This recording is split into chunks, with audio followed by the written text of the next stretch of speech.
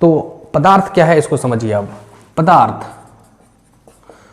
पदार्थ को हम लोग इंग्लिश में मैटर बोलते हैं, या शुद्ध हिंदी की बात करें तो द्रव्य भी बोलते हैं। द्रव्य न कि द्रव। द्रव हो जाता है आपका लिक्विड फॉर्म, द्रव्य मतलब हो गया पदार्थ। अब इसमें ही सब कुछ समाहित है, पदार्थ को ही द्रव्य कहा दिया जाता है ना। आप देखिए पदार्थ जो होते हैं, पदार्थ का मतलब आप कह सकते हैं वस्तु, वैसा वस्तु जो स्थान घेरता हो, उसकी अपनी द्रव्यमान हो, है ना, वह उसे हम पदार्थ कहेंगे। उसके अपना गुण हो, ढांचा हो, बनावट हो, मास हो, द्रव्यमान हो, और फिर अपना कुछ स्थान घेरता हो, उसको हम लोग क्या कहते हैं, पदार्थ कह देते हैं। पदार्थ का अध्ययन विभिन्न रूप, संगठन, गुण के आधार पर जब पदार्थ का अध्ययन कर देते हैं, ये सब सारी चीजों के विषय आधार पर, तो हम उसको फिजिक्स, विज्ञान, भौतिकी कह देते हैं। ठीक है ना। तो अब पदार्थ की अवस्थाएं क्या है, तो पदार्थ की अवस्थाओं को हम लोग मेनली आज पढ़ना है। पदार्थ की अवस्था, मूल रूप से पदार्थ की अवस्था अभी तक जो हम लोग जानते आए हैं वो 3 है, लेकिन ये 3 अवस्था जानने से काम नहीं चलेगा। अभी तक तो 5 अवस्थाओं को जानना ही होगा, लेकिन हमारे तरफ से 2 और अवस्था आज मैं बताऊंगा। तो कुल मिलाकर के पदार्थ की अभी तक जो है 7 अवस्थाओं की खोज हो चुकी है। लेकिन अंतर्राष्ट्रीय स्तर पर मानना की बात करें, उसको मान्यता की बात करें, तो 5 अवस्थाओं तक में मान्यता लगभग मिल चुका है। बाकी की 2 अवस्थाओं को अभी भी, है ना, अधर में है, उसको मान्यता पूरी तरह से नहीं मिला है ना। लेकिन बाकी 5 अवस्था को तो मान्यता मिल ही गया है, इसलिए 5 अवस्था को तो पहले जान ही लीजिए। और एक्स्ट्रा में 2 अवस्था मैं बताऊंगा, उसका नाम बताऊंगा, वो कौन सी 2 अवस्थाएं हैं। तो पदार्थ की कुल अभी 7 अवस्थाएं जो है तक की खोज हो चुकी है। तो पदार्थ की अवस्थाएं तो मूल रूप से तो 3 अवस्था तो सारे लोग जानते हैं, ठोस, द्रव, गैस। मतलब दुनिया में जितने भी पदार्थ हैं उन सारे पदार्थ या तो ठोस रूप में दिखेगा, आपको आंख से दौड़ा लीजिए इधर उधर, जो भी आपको दिखेगा, जो भी महसूस होगा, जिस चीज को भी, जैसे हवा भी पदार्थ है ना, वायु भी पदार्थ है, जिसको आप महसूस करते हैं, देख तो नहीं पाते लेकिन महसूस करते हैं अपने ज्ञानेंद्रियों से, ठीक है ना।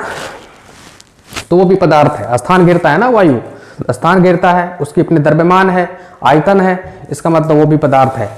तो देखिए 3 अवस्था तो पदार्थ को हम लोग देखते हैं। दुनिया में जितना भी पदार्थ है वो या तो ठोस के रूप में होगा, या तो द्रव रूप में होगा, या तो गैस रूप में होगा।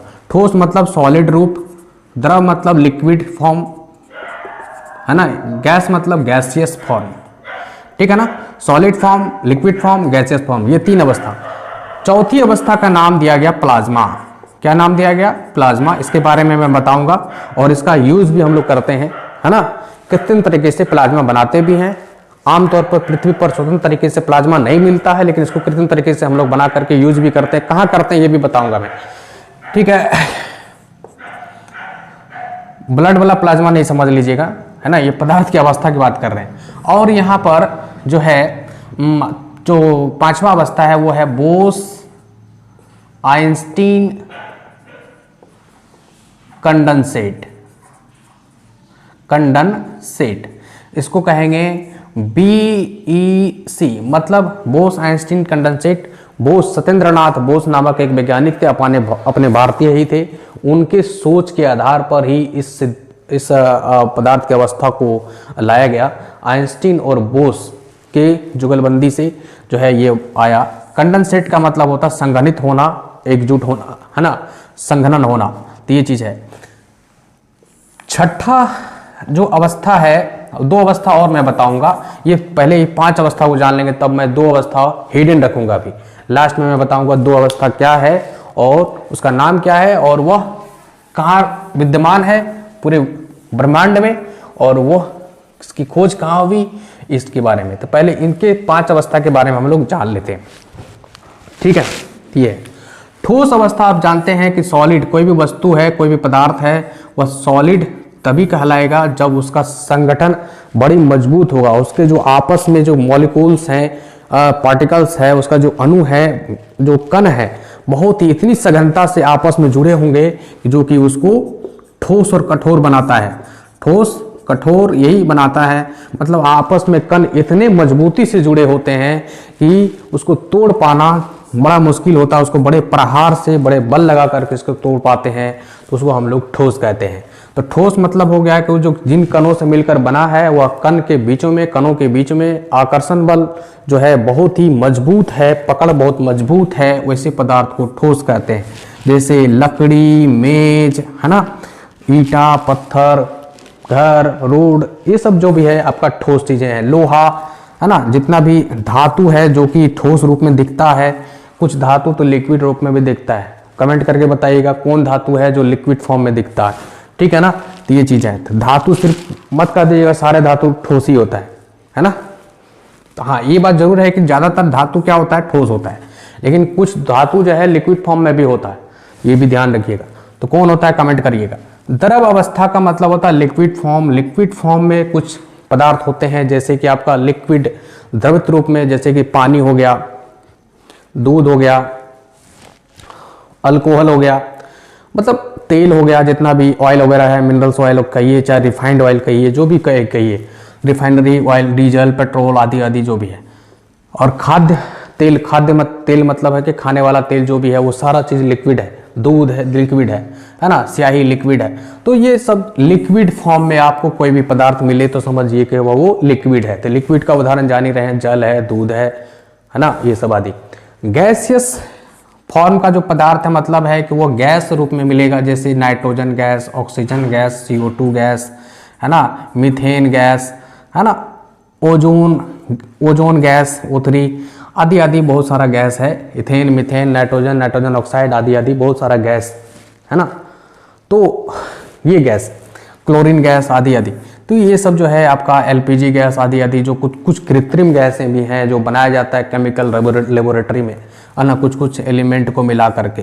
तो ये भी है। कुछ बाय नेचर, हमारे नेचर के द्वारा गैस दिया गया है जो बाय नेचर वो मिलता है ना। जैसे हमारे वायुमंडल में nitrogen, oxygen, carbon dioxide, methane, ethane, ये सब बाय नेचर है ना, अपना एक मिक्सिंग, एक कुछ अनुपात में मिक्स्ड है। तो गैसीय अवस्था देखिए, तो ठोस में क्या है ना, तो ठोस वस्तु में जो उसके कणों का जो आपस में जो जुड़ाव है वो बहुत ही मजबूत होता है। ठोस में आपस में कणों का मजबूत अधिक होता है, ठीक है ना, लिक्विड की अपेक्षा। द्रव में उससे कम होता है, उससे भी अधिक, उससे भी कम गैस में होता है। तो गैस में अणुओं का जो कसावट है, बनावट है, और मतलब जुड़ाव है वो कम है। इसीलिए गैस का एक नेचर होता है कि वह इधर उधर भागेगा, उसको आप एक जगह नहीं रख सकते, कैप्चर रखिएगा तो वो तभी वो रहेगा। तो ठोस क्या है कि उसके कणों के बीच में अधिक कसावट है, उसका जो है आकर्षण अधिक है। द्रव में उससे थोड़ा सा कम, गैस में उससे भी कम। इसलिए गैस इधर उधर भागने की प्रवृत्ति उसमें ज्यादा होती है द्रव की अपेक्षा। ठोस की अपेक्षा द्रव में भागने की जो है प्रवृत्ति ज्यादा होती है। ठोस स्थिर होता है क्योंकि उसके जो कण हैं आपस में इतने कसावट के साथ जुड़े हैं कि वो भंगुर नहीं होते, है ना, ये चीज है। अब हमको देखिए, इससे एक चीज आपको निष्कर्ष निकला होगा कि ठोस पदार्थ जो है, हालांकि ठोस जो होता है उसकी वो क्या होता है, स्थान फिक्स, कोई निश्चित स्थान घेरता है, ये ना, निश्चित स्थान घेरेगा वो, कुछ आयतन और निश्चित आयतन होगा। निश्चित स्थान घेरेगा, निश्चित आयतन होगा। ठोस का क्या है कि निश्चित आयतन है, मतलब फिक्स है कि ये आयतन उसका इतना ही रहेगा, ठीक है ना। आकार भी निश्चित है, आकार भी निश्चित है। यहाँ भी क्या है, निश्चित आकार, निश्चित आयतन ठोस में है। द्रव में क्या है कि निश्चित आयतन तो है, 1 लीटर द्रव है, लेकिन उसको जिस चीज में रखिएगा बर्तन में वैसा ही रूप धारण कर लेगा, तो आकार उसका बदला है। तो निश्चित आयतन तो है लेकिन आकार निश्चित नहीं है, इसको हम लोग द्रव कहेंगे। ठोस क्या कहेंगे, निश्चित आयतन भी है, निश्चित आकार भी है, मतलब आकार भी फिक्स है और वॉल्यूम भी फिक्स है। लेकिन द्रव में क्या है, आकार